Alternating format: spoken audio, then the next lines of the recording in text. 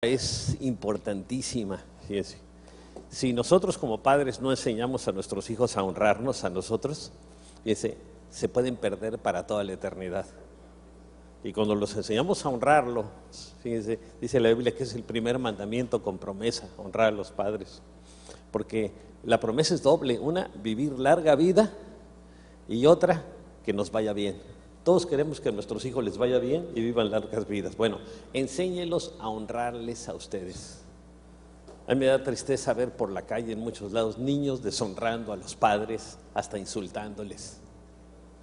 Y se me hace algo gravísimo, fíjense. Debemos de tener mucho cuidado en eso, ¿no? Porque para Dios es muy importante, Él lo recalca en su palabra constantemente. Bueno, vamos a entrar al tema del día de ahora. También quiero saludar a la congregación de Cabo San Lucas. Hasta me mandaron este saco ahora, ¿no? Ahí les saludamos todos, ¿verdad? Nos da gusto. Ellos están conectados con internet, con nosotros a través de internet, ¿no? Así que reciban un saludo. Bueno, vamos a ver la segunda parte del secreto más guardado por el diablo. Ya que me puse a trabajar con él, no van a ser 3, van a ser 4 enseñanzas. Que ya terminé la tercera, me la están pasando y van a ser 4. Pero nos dan mucha luz. Fíjense, la semana pasada vino el pastor Lozano de la Radio Cristiana y me dice que le preocupa que hay muchas ondas doctrinales, lo dijo así, aquí en Mexicali, dice. Por cierto, en todo el mundo, ¿verdad? Pero aquí, unas que enfatizan los ángeles, otras que enfatizan los apóstoles y profetas y todos, otras que enfatizan la gracia, que puede uno hacer lo que le da la gana, al cabo ya es salvo. La gracia, una gracia pues que ya cayó en desgracia, ¿no? Y así, y muchas cosas, así que necesitamos tener mucho cuidado, ¿verdad? Y necesitamos apegarnos a la sana doctrina. Por eso preparé esta serie, para que nos ayude a apegarnos a los principios esenciales de la palabra de Dios, ¿no? Vamos a hacer una oración. Padre, venimos delante de tu presencia en este día, reconociendo, Señor, que te necesitamos, que necesitamos constantemente un toque de tu Espíritu Santo en nuestras vidas, que nos mantenga cerca de ti, Señor, porque hasta para caminar cerca de ti te necesitamos, Señor. Ayúdanos a tener hambre por tu palabra, a tener un verdadero deseo de conocerte y de estar en comunión contigo, Señor. Que no nos conformemos con una vez a la semana recibir una enseñanza, sino que te busquemos todos los días, Señor, leyendo tu palabra, meditándola, aplicándola a las necesidades de cada día, a las situaciones particulares de cada día. Danos la sabiduría a través de tu Espíritu Santo para saber aplicar tu palabra, Señor, y principalmente para ser obedientes a ella. Te lo pedimos todo esto en el nombre de tu amado Hijo Jesucristo, Señor. Amén, amén. Bueno, fíjense, ojalá me la pudieran alinear un poquito más aquí. Fíjense, una persona puede repetir con su boca que Jesucristo es su Salvador, pero fíjense, sin estar verdaderamente arrepentido. Y por lo tanto, sin haberse salvado, ¿no? Y sin recibir la salvación, ¿no? Fíjense qué tremendo es eso. Puede estar así una persona y sin haber sido perdonado, ¿no?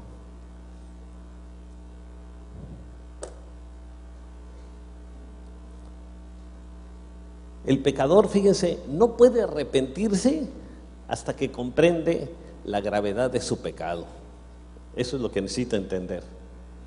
Cuando entiende que sus transgresiones contra la ley de Dios lo tienen espiritualmente muerto y condenado eternamente. Eso es lo que tiene que entender la gente, porque eso es lo que enseña la palabra de Dios, y necesitamos hacerlo.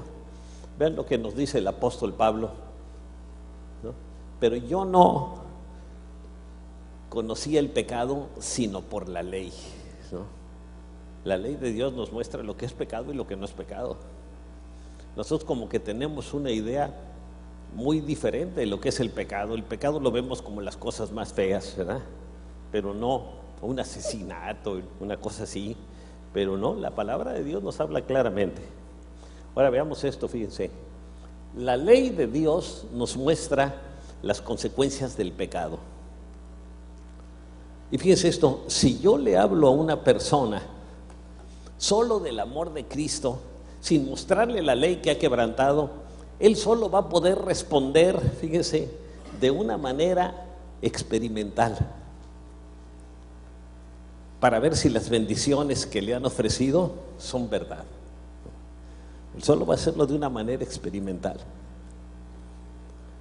Y ven lo que nos dice la Escritura en Romanos 7:14. Sabemos en efecto que la ley es espiritual, pero yo soy meramente humano y estoy vendido como esclavo al pecado. A nuestra carne no le gustan las cosas espirituales, a nuestra carne no le gusta orar, a nuestra carne menos le gusta ayunar. Más bien nos gusta la carne, y sobre todo en taquitos, y nos gusta hacer lo que nos da gusto a nosotros mismos, y esa es esa tendencia. Nosotros somos meramente humanos y vendidos como esclavo al pecado. Un famoso evangelista del siglo XIX dijo: en mi experiencia he encontrado que los pecadores deben de verse, en primer lugar, completamente perdidos antes de clamar a Dios por misericordia. Ellos no podrán entender el peligro en que se encuentran hasta que lo vean. Tienen que ver el peligro, tienen que ver que están en peligro de ir al infierno por toda la eternidad. Y ven lo que nos dice la Escritura en Romanos 7:13. Para que mediante el mandamiento se demostrara lo extremadamente malo que es el pecado, ¿no? Los mandamientos de Dios nos muestran que el pecado es extremadamente malo ante los ojos de Dios. Ante los nuestros no nos parece tan malo. Hasta una persona que está en adulterio dicen, pues bueno, pues hay tantos, uno más, como diciendo una raya más al tigre, ¿no? Pero delante de Dios es daño. Y fíjense el daño que se le hace a la familia, a la esposa, a los hijos. Es tremendo, ¿no? Y muchas veces ocasiona venganzas terribles. Así que eso nos muestra que es grave también. Y Dios nos hace ver lo que realmente es grave. Y fíjense, esto es por lo que la ley de Dios tiene un lugar prominente para llevar a la humanidad perdida a Cristo.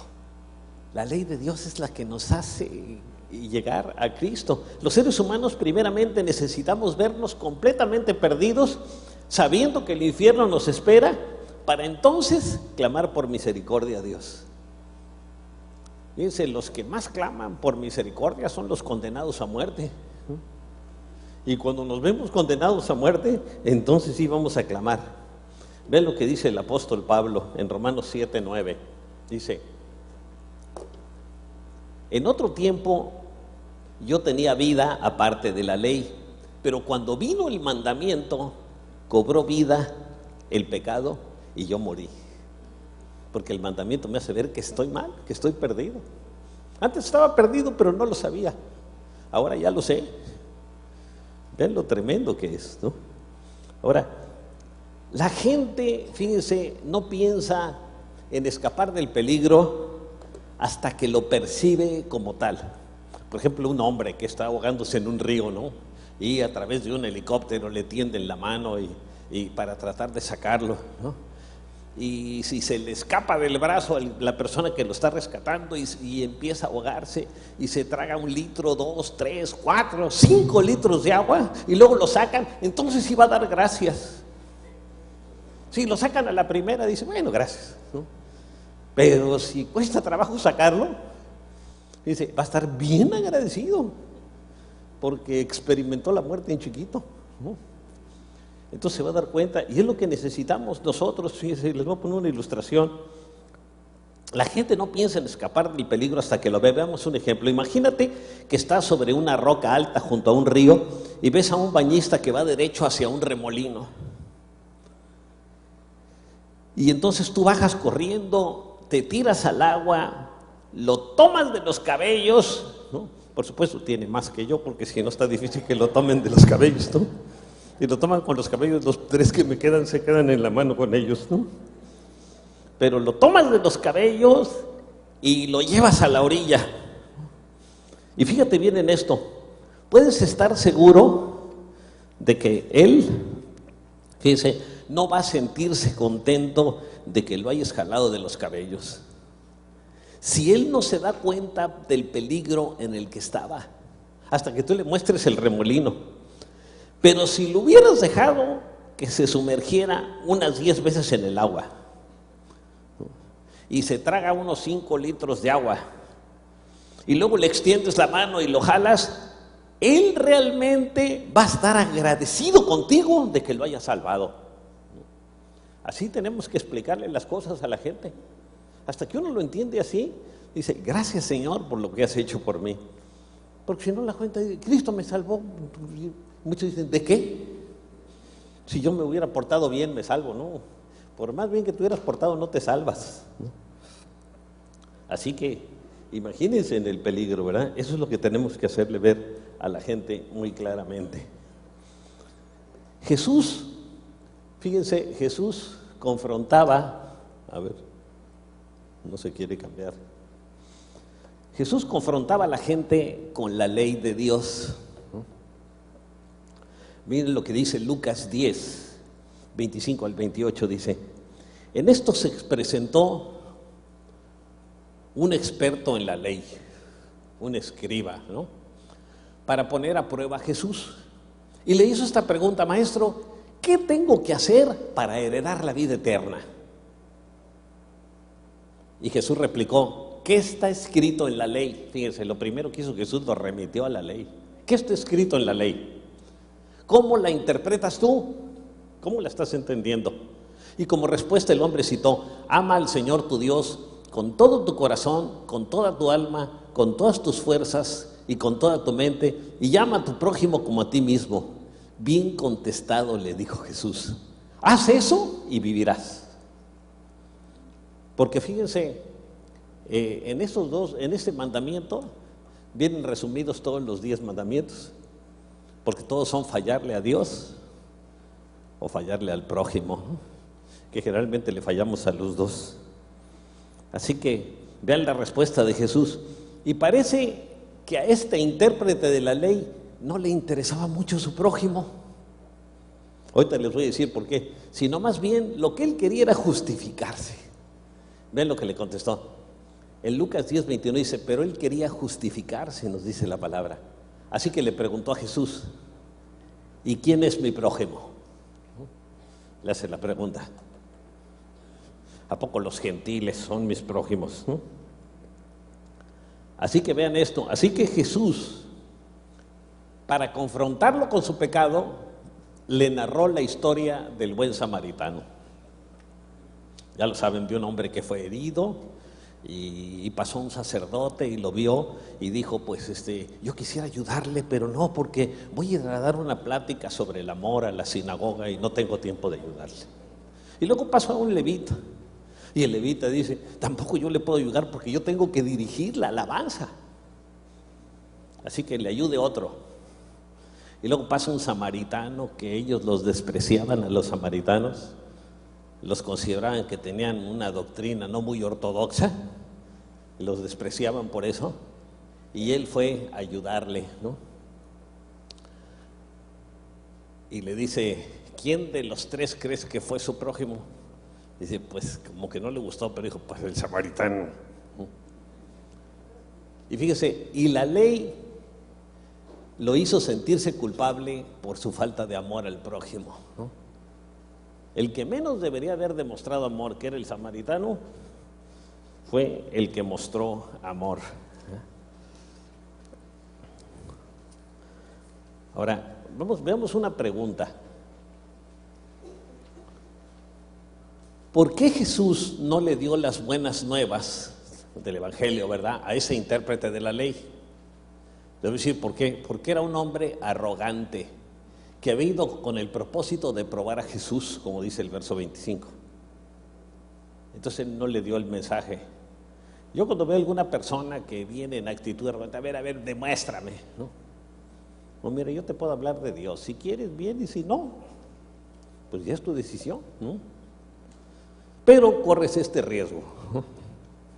Yo no creo en eso. Bueno, es tu decisión. Porque fíjense, Jesús no le ofreció su gracia porque no era humilde de corazón para recibirla.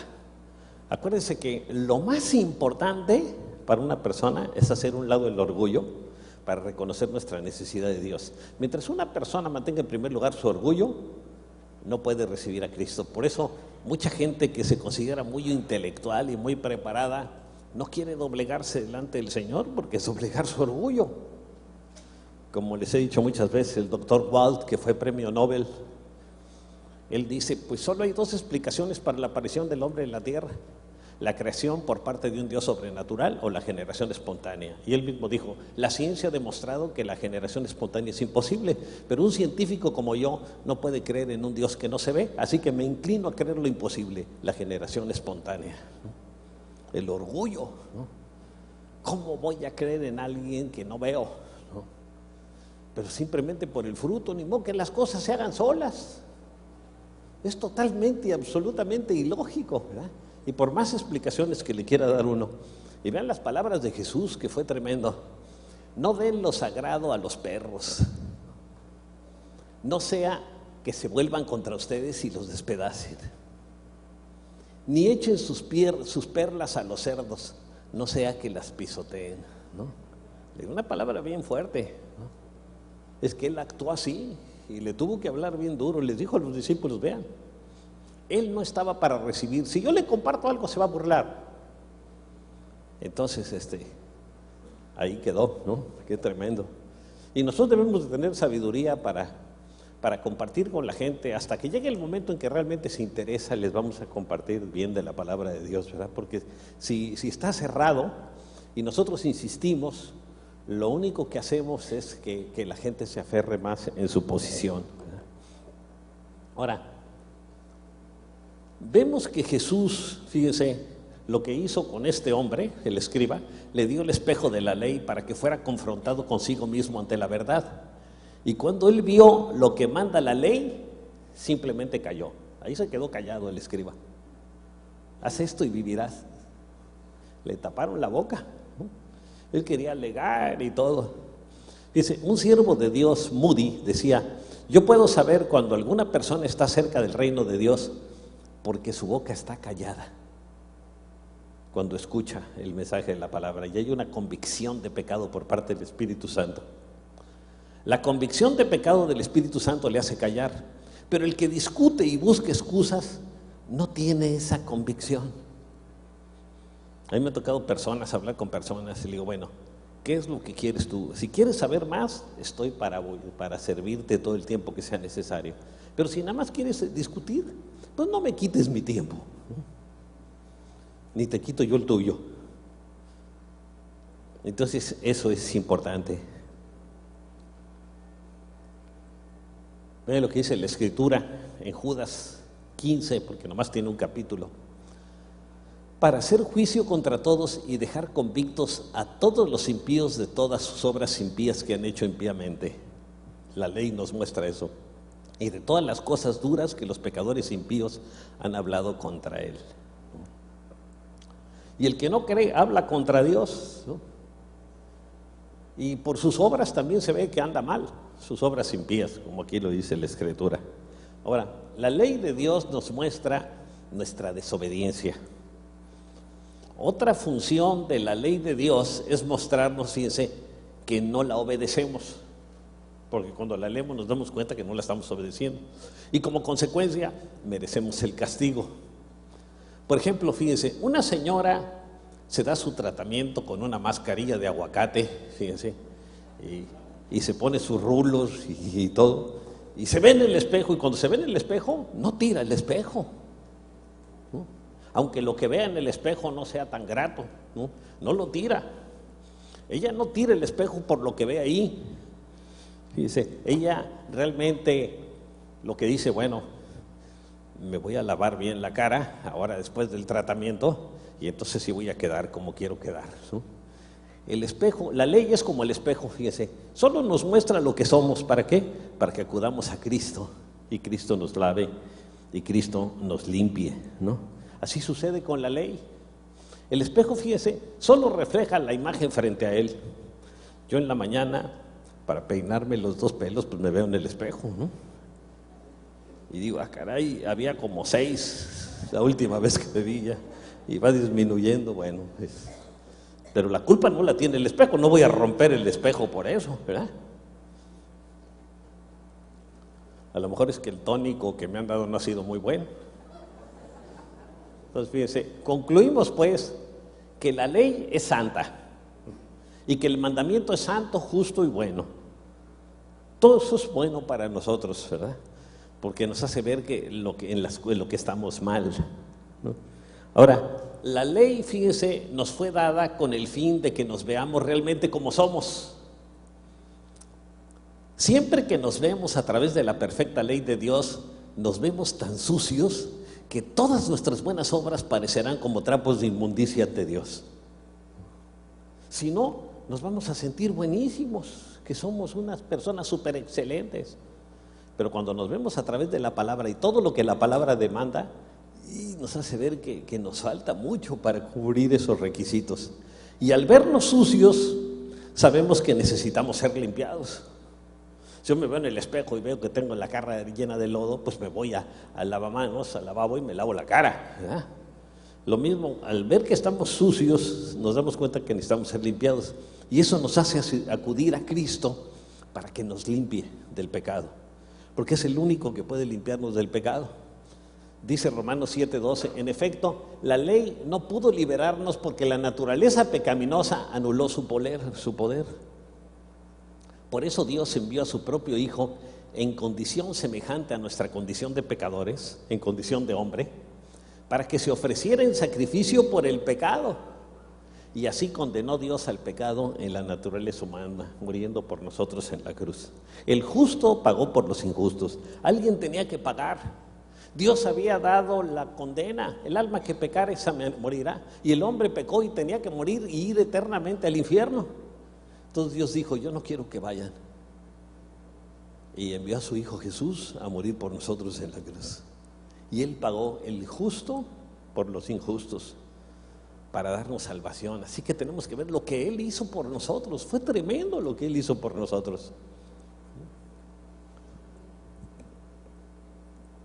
Dice, aquí tenemos una clave para el evangelismo, cuando queramos evangelizar algo.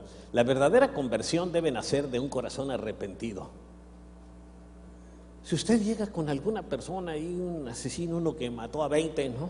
Y ¿quieres recibir a Cristo y te vas al cielo? Pues claro, dice, ¿no? Todo el mundo quiere eso, las bendiciones. Pero tienes que arrepentirte. Eso sí que no. Quieren recibir las bendiciones de Dios, pero sin arrepentirse. La verdadera conversión debe nacer de un corazón arrepentido. No debe ser organizada, debe ser originada por alguna presión. Algunos presionan a otro y le tuercen el brazo, recibe a Cristo, recibe a Cristo, recibe a Cristo. Pues no, ¿verdad? Yo recuerdo, fíjense, al poco tiempo de que yo me hice cristiano, estuvimos en una reunión cristiana en México y llegó ahí una persona y pidió que se hiciera una oración por él. Después supimos que era un judicial que fue a checar la reunión porque había mucha gente a ver cómo se estaban comportando, ¿no? Y al final se dijo que si alguien quería que oráramos por alguna persona ahí enferma o por un familiar, que él se pusiera en lugar del familiar. Y él se puso en lugar de su hija, que tenía una enfermedad del riñón gravísima. Y oramos por él. Y la siguiente semana llegó y contentísimo y dio testimonio de que él había ido a checar y que el Señor había sanado a su hija, ¿no? Entonces le dijimos, ahora tienes que compartirles a otros de Cristo. Bueno, la siguiente semana viene con él otra persona, todo golpeado. Yo le dije, qué bueno que lo trajiste al Señor, porque quizá qué le hicieron a este pobre, ¿verdad? No, dice, yo lo golpeé para que viniera a la reunión porque no quería venir, dice, ¿no? También era judicial y no quería ir a la reunión y se lo llevó a fuerzas, ¿no? Pues no se trata de eso, ¿no? El Señor nos da libertad. No tenemos que presionar a nadie, no presione. Háblele las cosas como son y dile, pues yo estoy orando por ti porque te amo y yo quiero que tú recibas bendiciones. El que es presionado para recibir al Señor como Salvador, fíjense, no perseverará. ¿Por qué? Porque no tiene convicción. Y el que no tiene convicción de algo es como el que entra a estudiar una carrera y no tiene interés por esa carrera, pues se va a desanimar al poco tiempo, ¿no? Ahora, fíjense qué contraste con Nicodemo. Nicodemo era un líder religioso y él fue a ver a Jesús de noche para que no lo vieran, ¿verdad? También. Pero fue con un corazón humilde. A pesar de ser un dirigente religioso, era un miembro del Sanedrín, de los 71 principales ancianos de Israel. Y se fue el Señor y Jesús le dijo, él llegó con Jesús y le dice, Señor, yo creo que tú vienes de Dios, porque si no las cosas que haces no las podrías hacer si Dios no estuviera contigo. Y el Señor le dijo, de veras te aseguro que quien no nazca de nuevo no puede ver el reino de Dios, le dijo Jesús. Tienes que nacer de nuevo. Y Nicodemo, siendo un líder religioso, no entendía, Señor, ¿cómo me voy a hacer un bebé y entrar al vientre de mi madre y volver a nacer? No estoy hablando de eso, Nicodemo. Tú eres un dirigente espiritual. ¿No entiendes que tienes que nacer del Espíritu? ¿No? Y no lo entendía. Qué tremendo eso, ¿no? Este dirigente religioso no entendía. Y Jesús mismo expresó estas palabras, fíjense, acerca de la ley de Dios. Dice, en Mateo 5:17, dice, no piensen que he venido a anular la ley o los profetas. No he venido a anularlos, sino a darles cumplimiento, para que se cumpla la ley, ¿no? La ley tiene su función, la ley nos lleva a Cristo, nos hace ver nuestro pecado. Y añadió que no se puede entrar al cielo desobedeciendo la ley. Dice, en el Nuevo Testamento, ven lo que dice en Mateo 5:20, y son palabras de Jesús, porque les digo a ustedes que no van a entrar en el reino de los cielos a menos que su justicia supere a lo de los fariseos y de los maestros de la ley. ¿Qué está diciendo eso? Que la mayoría de los fariseos y maestros de la ley no entraron al cielo, aunque eran los dirigentes religiosos de Israel y eran la religión verdadera. Y dice, estos no van a entrar. ¿Por qué? Porque dicen una cosa y hacen otra. Y eso es una advertencia para todos nosotros, ¿eh? Si decimos algo, tenemos que hacerlo. Y los primeros que se van a dar cuenta son nuestros hijos, ¿verdad? Si estamos realmente viviendo como cristianos o no.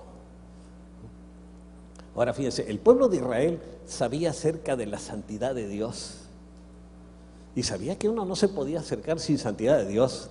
Sabía acerca de su absoluta justicia y de lo terrible que es el pecado para Dios, ¿no? Porque la ley que le entregó Dios a Moisés les dio el conocimiento del pecado. Fíjense, la ley nos da el conocimiento de lo que es pecado, ¿no? Dios les dio su ley para que la conocieran. Y no solo para que la conocieran, sino para que la pusieran en práctica. Ven lo que dice en Deuteronomio 5:1. Moisés convocó a todo Israel y dijo, escuchen, israelitas, los preceptos y las normas que yo les comunico hoy. Apréndanselos y procuren ponerlos en práctica. Obedézcanlos, ¿no? Ahí está muy claro, desde el Antiguo Testamento había que obedecer la ley. Y ven esto, los israelitas sabían bien lo que significaba el pecado para Dios. Así que cuando Juan el Bautista predicó sobre el arrepentimiento para perdón de pecados, muchos se arrepintieron.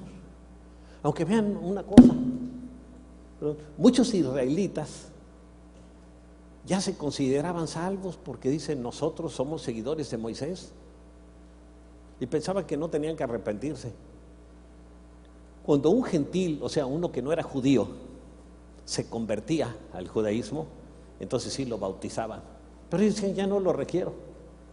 Pero fíjense, Juan el Bautista, que es el precursor de Jesús, comenzó bautizando a la gente en agua, porque el bautismo es en señal de arrepentimiento. Por eso, y lo digo con todo respeto, el bautizar a un niño pues solo es un remojón, porque tiene que arrepentirse la gente. Dice, lo dice la palabra, y lo dicen Biblias católicas, protestantes y ortodoxas. El que creyere y fuere bautizado será salvo. El que no creyere será condenado. Entonces primero hay que creer para bautizarse. Y un bebito pues todavía no cree, ¿verdad? Espera que crea y lo bautizamos. Ahora ya apareció en la iglesia que el limbo no existe, así que no se preocupen, porque muchos dicen, es que si no se va al limbo. No, ya la misma iglesia católica dijo que el limbo no existe. Al rato lo van a decir del purgatorio, verán. Ahí se los dejo para que lo estudien, ¿no? Entonces, así que cuando Juan el Bautista predicó sobre el arrepentimiento para perdón de pecados, muchos se arrepintieron. Dice Mateo 3:11, y son palabras de Jesús: yo los bautizo a ustedes con agua para que se arrepientan. Vean, y lo recalca Jesús, es para que se arrepientan.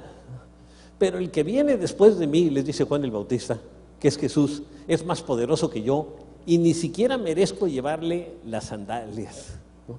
Atarle las sandalias. Él los bautizará en el Espíritu Santo y con fuego, ¿no? Ahora, el conocimiento que los israelitas tenían acerca de la ley preparó su corazón, fíjense, para recibir la gracia de Cristo, que los podía limpiar y salvar. Ellos lo necesitaban, fíjense, tenían el conocimiento de la ley, sabían lo que era pecado, pero no sabían cómo ser limpiados del pecado. Esto es lo importante y tenemos que saberlo.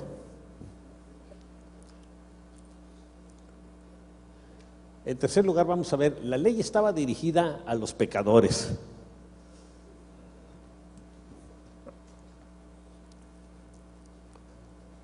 Sin embargo, dice, ahora, cuando el reino de Dios es predicado, no todo ser humano que responde al llamado se esfuerza en entrar a él. Solo los de corazón determinado. Y fíjense, el que nos puede dar un corazón determinado es el Espíritu Santo. Nos da una convicción y nos va a dar un corazón determinado. Vean lo que dijo Jesús en Mateo 11, 12 y 13. Desde los días de Juan el Bautista hasta ahora, el reino de los cielos sufre violencia y los violentos lo arrebatan. Ahí no está hablando de los que golpean y asesinan y todo, porque si no, pues todos los secuestradores arrebatarían el reino de los cielos, ¿no? Ahí está hablando de los violentos en el espíritu, está hablando de los decididos, está hablando de los de corazón, de un corazón determinado, porque todos los profetas y la ley profetizaron hasta Juan. Dice. Ahora, la ley hace al hombre verse pecador y desesperado, y como resultado lo lleva a buscar una solución, una salida. Lo vuelve sediento de justicia y de Dios. La ley le hace clamar: Señor, ten misericordia de mí, porque soy pecador, ¿no? Y le conduce a decir: ¿qué debo hacer para ser salvo? Porque cuando yo sé que estoy mal, bueno, ¿qué debo hacer para no perderme? Esa es la respuesta que nos lleva. Dice en Marcos 1:15, se ha cumplido el tiempo, decía, el reino de Dios está cerca. Arrepiéntanse y crean las buenas nuevas, ¿no? De que en Jesucristo tenemos salvación. Ahora, cuando el apóstol Pedro predicó el día de Pentecostés, 3,000 israelitas se convirtieron a Cristo, y aunque les exhortó al arrepentimiento, no les recalcó la ley, el pecado, la justicia, la santidad y el juicio, ya que como judíos conocían muy bien esos temas y vivían en esos temas y se desenvolvían en esos temas. Ellos sabían lo que era pecado y veían la ley como un ayo, o sea, como una guía que les enseñaba. Por eso es que necesitamos conocer la palabra de Dios, porque nos enseña. Dice en Gálatas 3:24, de manera que la ley ha sido nuestro ayo o nuestro guía para llevarnos a Cristo, a fin de que fuésemos justificados por la fe, pero por la fe en Cristo, ¿no? Porque muchos predican la fe en sí misma. Tú ten fe.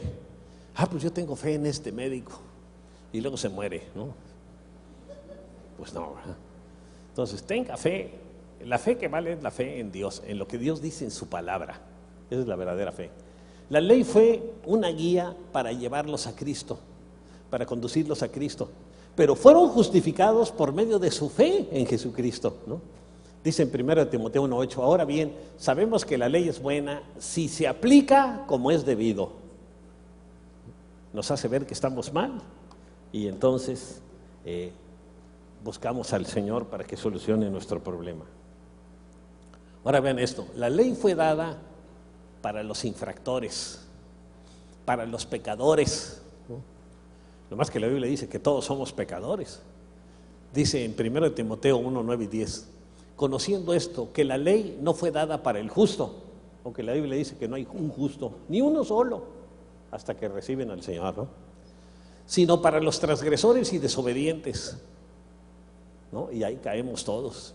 Para los impíos y pecadores, para los irreverentes y profanos, para los parricidas y matricidas, ¿no? Que matan a su padre o a su madre, ¿no? para los homicidas, para los fornicarios, dice, para los sodomitas, los homosexuales. La Biblia habla muy fuerte de eso, aunque ahora se quiere presentar como algo natural, pues realmente delante de Dios no es natural, ¿no? Él hizo a Adán y Eva, no a Adán y Esteban. Dice, para los sodomitas, para los secuestradores, para los mentirosos y perjuros. Y a ver, levante la mano el que nunca ha dicho una mentira. Y yo le puedo decir que es mentiroso, ¿no? Alguien dice, yo nunca he dicho mentiras, nada más cuando suena el teléfono le digo a mi hijo, dile que no estoy, si es para mí. O sea, está ya una mentira, ¿no? Los mentirosos y perjuros, para cuantos se opongan a la sana doctrina, así que ahí caemos todos. Si no cae en una, cae en otra, ¿no? Ahora, por ello, cuando le decimos a alguien que el pecado es una transgresión de la ley de Dios, le podemos mostrar la ley que ha transgredido. Ahora fíjense, quiero recalcar un punto. El Señor ama al homosexual, pero odia el pecado de homosexualidad como cualquier otro pecado. Y si uno está en esa condición, al ver que el Señor no está de acuerdo con eso, pues debe ir a Cristo y pedirle perdón y ya, y el Señor lo limpia y lo cambia y lo transforma. Bueno, va llevando un tiempo, ¿verdad? Entonces, por ello, cuando le decimos a alguien que el pecado es una transgresión de la ley de Dios, le podemos mostrar la ley que ha transgredido. Dice en 1 de Juan 3:4, todo el que comete pecado quebranta la ley. De hecho, el pecado es una transgresión de la ley. Cometemos un pecado y ya transgredimos la ley. Ya hemos roto la ley del Señor. El diablo trata de evitar que se predique la ley de Dios, fíjense, para evitar así la conversión del alma. Vean esto, nosotros somos seres formados de 3 partes, cuerpo, alma y espíritu. El cuerpo es la parte física que se ve en nosotros. En el alma es donde están la mente, los sentimientos, las emociones y la voluntad. Y nuestro espíritu, fíjense, pues está muerto hasta que recibimos a Cristo, nacemos del espíritu y podemos entender las cosas espirituales. Pero fíjense, Dios quiere que haya conversión del alma.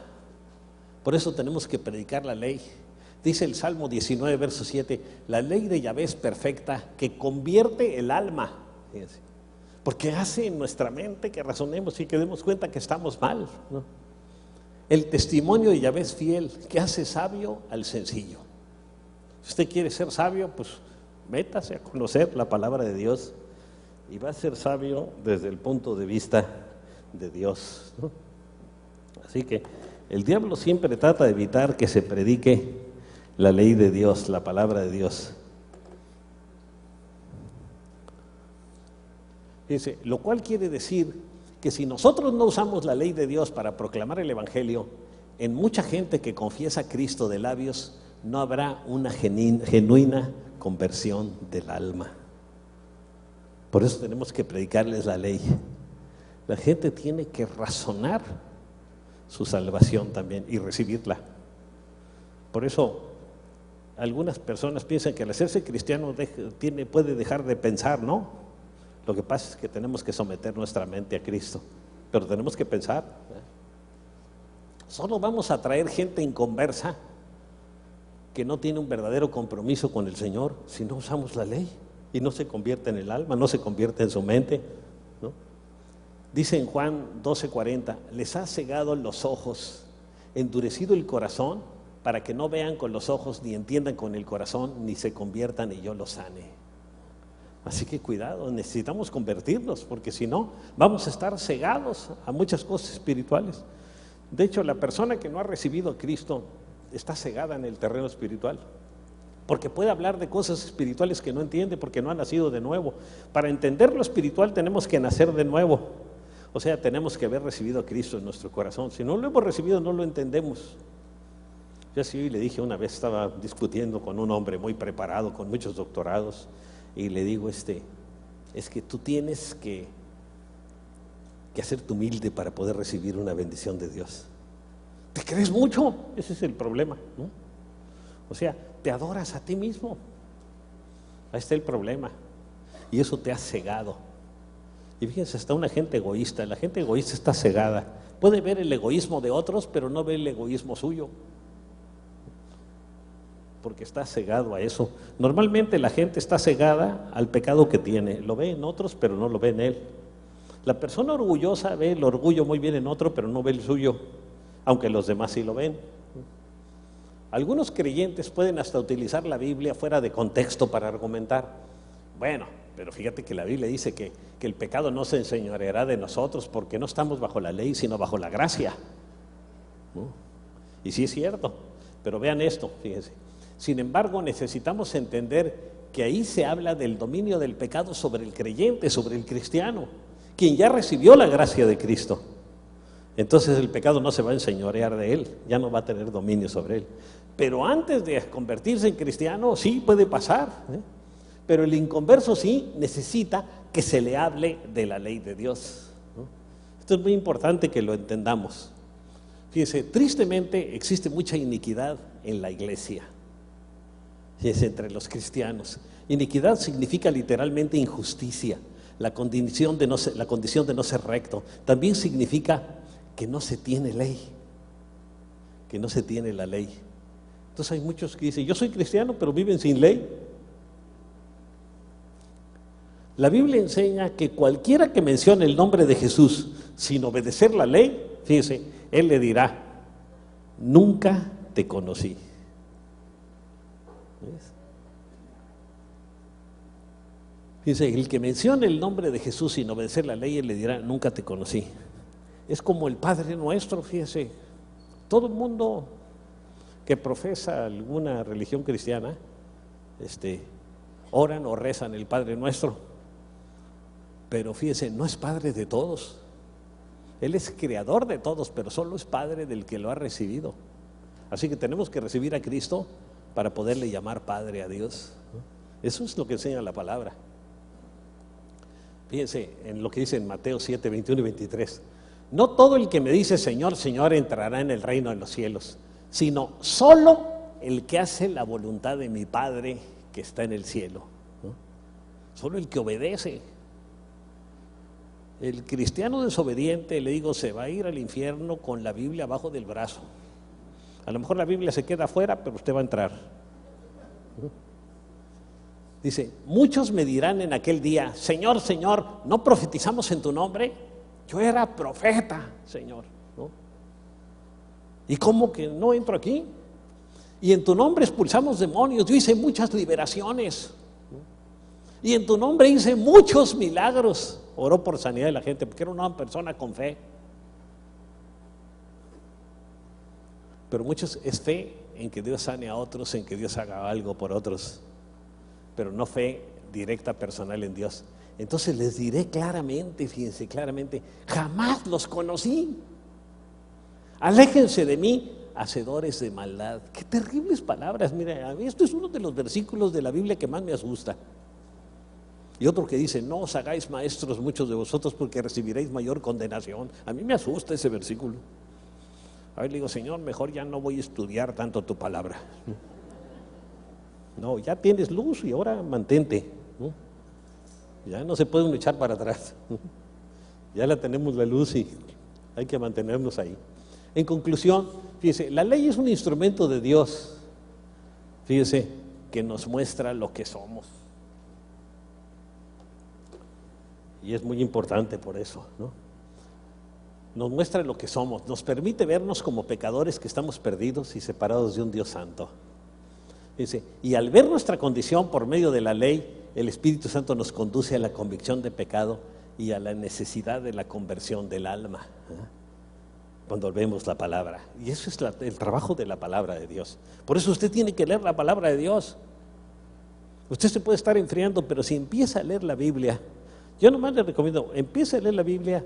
Cuando esté enfriando, léase unos 15 o 20 capítulos de la Biblia y verá que se pone de rodillas, termina poniéndose de rodillas delante del Señor, porque la palabra le va a hablar claramente, ¿no? Y habla clarísimamente. Le digo, en una ocasión, un hombre estaba distribuyendo Biblias en Francia, ahí cerca donde está el Museo del Louvre. Y llegaron un grupo de jovencitos franceses y empezaron a burlarse de ellos. ¿Y qué es eso que traes? Es la palabra de Dios. ¿Y a poco la palabra de Dios dice lo que somos y lo que tenemos? habla de nuestras vidas. Sí, les dice, a ver, entrégamela. Se le entrega y el otro la abre y se pone amarillo, ¿no? Él se llamaba Philip y en la versión francesa dice, Philip, tanto tiempo estoy atrás de mí y todavía no me conoces, atrás de ti no me conoces. Y ahí se arrepintió ese muchacho, ¿no? Y se dio cuenta que la palabra de Dios es viva, ¿no? Y tenemos que mantener, por eso necesitamos la palabra de Dios. Fíjense, ¿qué dice el Salmo 119, 18? Ábreme los ojos para que contemple las maravillas de tu ley. Al leer la palabra tenemos que decir, Señor, abre mis ojos espirituales para que contemple las maravillas de tu ley. Y también el Salmo 119, verso 34 dice, dame entendimiento para seguir tu ley y la cumpliré de todo corazón. Y en el Salmo 119, en el verso 65 dice, bien has hecho con tu siervo, Señor, conforme a tu palabra. Ahora, en el Nuevo Testamento, porque él dirá, bueno, eso era del Antiguo Testamento. En el Nuevo Testamento dice Pablo, porque en lo íntimo de mi ser me deleito en la ley de Dios. Fíjense, Pablo se deleitaba en la ley de Dios, ¿no? Y vean esto, bajo esta perspectiva, la ley es algo grandioso que Dios le ha dado al hombre para que pueda recibir su gracia a través de Cristo Jesús. Por ejemplo, fíjense, el arca y la ley. Quiero ilustrarles un poco, es el arca del pacto que Dios le mandó construir a Moisés. Fíjense, en el tiempo de Josué, cuando los israelitas iban a cruzar el río Jordán para entrar a la tierra prometida, fíjense, los levitas pasaron cargando el arca, tenían que llevarla en sus brazos los levitas, el arca del pacto, que en su interior contenía, fíjense, las tablas de la ley. Y las tablas de la ley hacían más pesada el arca, porque eran tablas de piedra, y el arca estaba pesadísima, ¿no? Ahora, fíjense, ¿qué hubiera sucedido si los levitas hubieran dicho, saquemos las piedras de la ley y dejémoslas en el suelo para hacer más liviana el arca? ¿Saben lo que hubiera pasado? Dios los hubiera fulminado en ese momento. Fíjense, hace 100 años muchos evangelistas y pastores sacaron la ley de Dios del arca del evangelio diciendo, la ley es muy pesada para la gente, así que la sacaron y la abandonaron, ¿no? ¿Y cuál ha sido el resultado? Multitudes de personas que se creen convertidos y no lo son. ¿Viste qué tremendo es eso? Por eso nosotros tenemos que usar la ley. Fíjense, y solo entonces podremos amar su ley. Porque la ley dice que Dios nos ama y dice muchas cosas muy buenas también, pero necesitamos verlo antes. Si no lo hemos visto, no vamos a poder beneficiarnos de eso. Vamos a orar. Padre, queremos venir delante de tu presencia en este día, Señor. Ayúdanos, como lo dijo el salmista, a ver las maravillas de tu ley, Señor. Gracias porque tú nos has dejado tu palabra y en ella nos dices que nos amas, Señor, y en ellas también nos enseñas todo lo que es abominable delante de tus ojos, para que también lo sea delante de los ojos nuestros, Señor. Gracias porque tú eres un Dios bueno. Gracias porque quieres lo mejor para nosotros y nos has dado tu palabra para que tu palabra nos haga reconocer nuestra necesidad de ti, Señor. Y tu palabra nos lleve hacia ti para ser limpiados del pecado, Señor.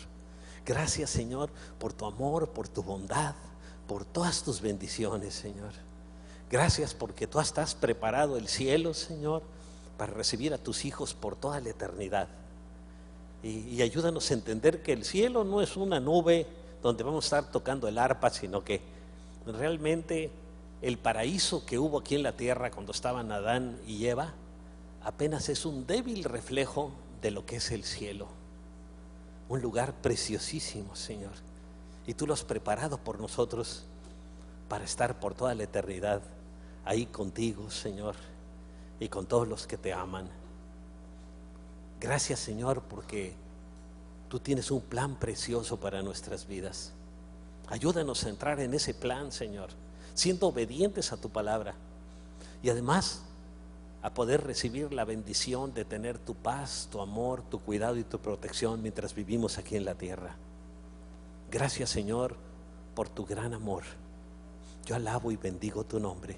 Gracias, Señor, por dejarnos tu palabra, que es la ley que nos lleva, que nos hace ver nuestro pecado y es nuestra guía para llevarnos hacia ti, para que tú nos limpies del pecado.